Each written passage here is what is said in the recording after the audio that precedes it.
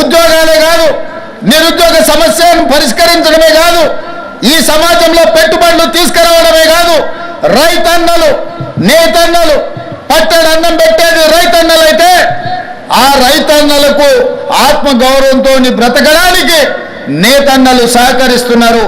నేతన్నలతో పాటు గీతన్నలు ఈరోజు మన సమాజంలో ఉన్నారు. కుల వృత్తులు, చేతి వృత్తులను బలోపేతం చేస్తూ ఆ వృత్తులను ఆదుకుంటూ ఈనాడు తెలంగాణ రాష్ట్రంలో 8 నెలల్లోనే సరిగ్గా 27 రోజుల్లో 18,000 కోట్ల రూపాయలు రైతు రుణమాఫీ చేసి 22,22,687 మంది రైతుల ఖాతాలో 18,000 కోట్ల రూపాయలు వేసిన చరిత్ర ఈ దేశంలోనే మొట్టమొదటిది. తద్వారా మీరందరూ రైతుల బిడ్డలు, గ్రామీణ ప్రాంతం నుంచి వచ్చిన వాళ్ళు, వ్యవసాయము, వ్యవసాయ సమస్యలు, రైతుల యొక్క కష్టాలు తెలిసినోళ్ళు. నేను కూడా గ్రామీణ ప్రాంతానం నుంచి, వ్యవసాయ కుటుంబం నుంచి వచ్చిన వాడినే. రైతు యొక్క కష్టాలు నాకు తెలుసు. అందుకే 18,000 కోట్ల రూపాయలు కడుపు కట్టుకొని నిధులు సేకరించి 18,000 కోట్ల రూపాయలు ఈనాడు రైతుల ఖాతాలో వేసి రైతన్నల కళ్ళల్లో ఆనందం చూస్తున్నాం. వ్యవసాయం దండగ కాదు, వ్యవసాయం పండుగని నిరూపించి ఈనాడు తెలంగాణ రాష్ట్రంలో రైతుల ఆత్మగౌరవంతో తలెత్తుకునే విధంగా రాష్ట్ర ప్రభుత్వం నిర్ణయాలు తీసుకుంటున్నది. ఇవాళ ఈ తెలంగాణ రాష్ట్రం పచ్చగా ఉండాలన్నా, పచ్చడి పంటలు పండాలన్నా ప్రాజెక్టులతో పాటు చెరువులను, కుంటలను కాపాడుకునే బాధ్యత మన మీద ఉన్నది. నిన్న మన మీరందరూ చదివి ఉండొచ్చు, చూసి ఉండొచ్చు. రేవంత్ రెడ్డి గారికి ఏమొచ్చిందయ్యా, హైడ్రా పేరు మీద మీ చెరువుల్లో విలాసవంతమైన విల్లాలు కట్టుకుంటే ఆయన నేల గూలుస్తున్నాడు అని. నేను ఒక్క మాట అడగదలుచుకునే వేదిక మీద నుంచి తెలంగాణ ప్రజల్ని, ముఖ్యంగా హైదరాబాద్ నగర వాసులని, 1908లో ఈ మహానగరం మీద వరదలు ఉప్పెనై కమ్మేస్తే వేలాది మంది ప్రాణాలు కోల్పోతే ఆనాటి నిజాం సర్కార్ మోక్షగుండం విశ్వేశ్వరయ్యను ఆర్కిటెక్ట్గా నియమించి 100 కోట్ల రూపాయల నాడు ఖర్చు పెట్టి ఉస్మాన్ సాగర్, హిమాయత్ సాగర్ను నిర్మించిండ్రు. అనంతగిరి కొండల నుంచి వచ్చే వరదల్ని నిలువరించిన నీళ్లను ఈ మహానగరానికి తాగునీటి వసతులుగా ఏర్పాటు చేసింది. ఒకనాడు ఎక్కడి నుంచి హైదరాబాద్ నగరానికి తాగునీళ్ళు వచ్చేది కాదు. ఉస్మాన్ సాగర్, హిమాయత్ సాగర్ నుంచే లక్షలాది మంది హైదరాబాద్ బిడ్డలకు తాగడానికి నీళ్ళు ఇచ్చారు. హైదరాబాద్ దాహార్తిని తీర్చిన ప్రాజెక్టులు గండిపేట, హిమాయత్ సాగర్. ఇలాంటి ప్రాజెక్టుల చుట్టూతా బాగా సంపాదించుకున్న వాళ్ళు, ఆగర్భ శ్రీమంతులు ఫామ్ హౌజులు కట్టుకున్నారు. వాళ్ళు ఫామ్ హౌజులు కట్టుకుంటే మనకు అభ్యంతరం లేదు, వాళ్ళు సంతోషంగా ఉండడమే మనకు కావాల్సింది. కానీ ఆ ఫామ్ హౌజులలో ఉన్న డ్రైనేజ్ కనెక్షన్ లేదు. వాళ్ళ డ్రైనేజ్ తీసుకొచ్చి గండిపేట నీళ్ళలో కలిపిండ్రు. వాళ్ళు వాడిన డ్రైనేజ్ నీళ్లు గండిపేట నీళ్ళలో కలిస్తే ఆ నీళ్లు తాగడానికి నగరానికి ఇస్తున్నాం. నేను అడుగుతున్న మిత్రులారా, ఇవాళ మీరు చెప్పండి, ఎవరో బలిసినోడు కట్టుకున్న ఫామ్ హౌస్ డ్రైనేజ్ నీళ్లు గండిపేట తాగు నీళ్ళలో కలుస్తుంటే ఆ నీళ్ళని నగర ప్రజలకు తాగడానికి ఇస్తే ముఖ్యమంత్రిగా నేను వైఫల్యం చెందినట్టు కాదా? ఒక్కసారి ఆలోచన చెయ్యండి. భవిష్యత్ తరాలకు అందించాల్సిన బాధ్యత చెరువులు, కుంటలు, నాలాలను ఎవరెవరో ఆక్రమించుకుంటే వాళ్ళ ఆక్రమణలో చెరబడితే ఇవాళ నగరం మీద ఉప్పెనై వరదలు వస్తున్నాయి. ఆ వరదలు ఎక్కడికి వెళ్తున్నాయి? బస్తీలో ఉన్న పేదోళ్ళ ఇళ్లకు పోతున్నాయి.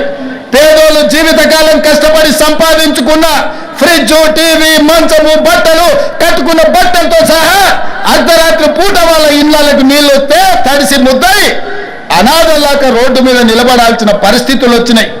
మున్నేరు వాగు పక్కన ఖమ్మంలో అయినా, వరంగల్ జిల్లాలో అయినా, హైదరాబాద్ నగరంలో అయినా, కృష్ణానది ఒడ్డున మునిగే ప్రాంతాలైనా దుర్మార్గులు ఆక్రమించుకున్న చెరువుల వల్లనే ఇవాళ వరదలు వస్తున్నాయి. అందుకే హైడ్రాను ప్రారంభించినాం. హైడ్రా స్పెషల్ టాస్కే ఈ చెరువులను ఆక్రమించిన వాళ్ళను నుంచి విడిపించాలని, అలాంటి వాళ్ళని అవసరమైతే చెరసాలకు తోలాలనేది నా ప్రభుత్వ విధానం. అందులో ఎంత గొప్ప వ్యక్తులున్నా, ఎంత మహామహులున్నా వాళ్ళు చెరువులను వదలక తప్పదు. అందుకే ఈ వేదిక మీద నుంచి గొప్ప వ్యక్తులకు నేను విజ్ఞప్తి చేస్తున్నా, అయ్యా ఆక్రమించుకున్న చెరువులను మీరే వదలండి, గౌరవంగా పక్కకు తప్పుకోండి, నీటిపారుదల శాఖకు అప్పగించండి, మీకేం కావాలనో పోయి దూరంగా కట్టుకోండి. లేకపోతే ఉన్న పలంగా నేల మట్టం కూలగొట్టే బాధ్యత నేను తీసుకుంటా. ఇవాళ FTL కానీ బఫర్ జోన్లో కానీ నాలాలలో అక్రమంగా నిర్మాణాలు ఏవైతే ఉన్నాయో వాటన్నిటినీ నిరభ్యంతరంగా మేము తొలగిస్తాం. మీరు ఎక్కడికి వెళ్ళినా, మీరు తాత్కాలికంగా కోర్టుల నుంచి ఏమన్నా తెచ్చుకున్నా న్యాయస్థానాలలో కూడా కొట్లాడి ఆ స్టేలను వెకేట్ చేయించి మీరు ఆక్రమణలు తొలగిస్తాం. ఇదే కాదు, ఇవాళ మూసి ఒకప్పుడు అనంతగిరి నుంచి వచ్చే కృష్ణానది జలాలకు ఒక ఆలవాలం, కానీ ఇవాళ కాలుష్యం అయిపోయింది. ఇవాళ మన బతుకులను చిందరవందర చేస్తున్నాయి. నల్గొండ జిల్లా రైతులు ఇవాళ ఏడుస్తున్నారు. హైదరాబాదు నగరంలో నుంచి వచ్చిన కాలుష్యం నల్గొండ ప్రజలకు చేరుతుంది. అక్కడ పంటలు కూడా విషమయమైపోయినాయి. మా కోమటిరెడ్డి వెంకటరెడ్డి గారు పదే నా దృష్టికి తీసుకొచ్చి నల్గొండకు వస్తున్న కాలుష్యాన్ని నియంత్రించండి, మూసిని ప్రక్షాళన చెయ్యండి అని. అందుకే కేంద్ర ప్రభుత్వ సహకారంతో మూసి ఆక్రమణలు తొలగించి మూసిని ప్రక్షాళన చేసి ఒక అద్భుతమైన మూసి రివర్ డెవలప్మెంట్ ఫ్రంట్ను అభివృద్ధి చేసి పేదవాళ్ళకు అక్కడ వ్యాపారాలు చేసుకోవడానికి అవసరమైన అవకాశాలు కల్పిస్తాం. మరి ఇవాళ మూసి పరివాహక ప్రాంతంలో పేదలు ఆక్రమించుకొని ఉన్నారు. జిల్లాల నుంచి వచ్చి ఇల్లు కట్టుకొని ఉన్నారు. రూపాయి కూడబెట్టి గుడిసెలేసుకొని బ్రతుకుతున్నారు. వాళ్ళ పట్ల మానవత్వంతో వ్యవహరిస్తుంది ప్రభుత్వం. మూసి నాలలో ఉన్న శాశ్వత నివాసదారులు ఎవరైతే ఉన్నారో వాళ్ళందరికీ డబుల్ బెడ్రూమ్ ఇల్లు ఇచ్చే బాధ్యత ఈ రాష్ట్ర ప్రభుత్వం తీసుకుంటుంది. దాదాపుగా 11,000 మంది అక్కడ ఇల్లు ఉన్నాయి. ప్రతి వాడికి 11 కాదు, అవసరమైతే 12,000 మంది అయినా ప్రతి వాడికి డబుల్ బెడ్రూమ్ ఇల్లు ఇచ్చి వాళ్ళని ఆత్మగౌరవంతో బ్రతకటట్టు ఈ ప్రభుత్వం పునరావాసం కల్పిస్తుంది. అట్లాంటి కార్యక్రమాలలో ఇవాళ శిక్షణ పొందిన ఈ ఎస్ఐలు ప్రజల సహకారం కోసం మీరు బాధ్యత తీసుకోవాలి. అదేవిధంగా ఎక్కడైతే ఆక్రమించుకున్నారో మూసీలు, FTL, బఫర్ జోన్, నాలాలో ఉన్న వాళ్ళు తొలగించండి. ప్రభుత్వ భూముల్లో లేకపోతే ప్రైవేట్ భూముల్లో అనుమతి లేకుండా కట్టుకున్న వాళ్ళని ఏదైనా రెగ్యులరైజ్ చేయడానికి స్కీమ్ ఉంది. కానీ FTL, బఫర్ జోన్, నాలాల వాటికి రెగ్యులరైజేషన్ స్కీమ్ లేదు. ఇవాళ కాకపోతే రేపైనా వాటిని తప్పకుండా తొలగిస్తాం. వాళ్ళ పట్ల కఠినంగా వ్యవహరిస్తాం. మీ అందరికీ నా విజ్ఞప్తి ఒక్కటే, రేపటి నుండి ప్రజల దగ్గరికి వెళ్తున్నారు. తెలంగాణ ప్రజలకు విశ్వాసం, నమ్మకం కలిగించండి. మన రాష్ట్రంలో గంజాయి మాట ఎత్తాలన్నా, డ్రగ్స్ గురించి ఆలోచన చేయాలన్నా, సైబర్ నేరాలను నియంత్రించాలన్నా, చెరువులు నాలాలు చెరబట్టిన వాళ్లను మోకాళ్ళలో వణుకు పుట్టాలి, వెన్నులో చలి జ్వరము రావాలి. ఆ విధంగా మీరు ఈ తెలంగాణ సమాజానికి సేవలు చేయవలసిన అవసరం ఉన్నది. నేను మిమ్మల్ని అడుగుతున్న ఒకే ఒక్క మాట, మీరు ఈ బాధ్యత తీసుకోండి. ఇది మన తెలంగాణ, మన తెలంగాణను రక్షించుకునే బాధ్యత మన మీద ఉన్నది. నేను వేరు, మీరు వేరు కాదు. వాళ్ళు నేరగాళ్ళు, ఆ నేరగాళ్లను పట్టుకొని అడ్డు తొలగించే బాధ్యత మీది, నాది. ఈ వేదిక మీద ఉన్న పెద్ద అధికారులది. పెద్ద అధికారులు మేము ఆదేశాలు ఇస్తాం, కింద అమలు చేయాల్సిన బాధ్యత మాత్రం మీదే. అందుకే ఈనాడు ట్రైనింగ్ నుంచి శిక్షణ పొంది 9-10 నెలలు శిక్షణ పొందిన మీరందరూ తెలంగాణ సమాజానికి సేవలు అందించబోతున్నారు. తెలంగాణ ప్రజలకు విశ్వాసం కల్పించండి. ఇది ఉద్యోగం కాదు, ఇది భావోద్వేగం. ఈ తెలంగాణను కాపాడుకుంటాం. ఈ తెలంగాణను కాపాడడానికే మేము ఈ కాకి డ్రెస్సును ధరించినమని వాళ్ళకు విశ్వాసం కల్పించండి. ఇదే కాకుండా చివరగా నేను కొత్తగూడెం శ్రీనివాసరెడ్డి గారికి గతంలో చెప్పిన విజిలెన్స్ అండ్ ఎన్ఫోర్స్మెంట్ డైరెక్టర్గా ఈరోజు వారు బాధ్యత ఉన్నారు.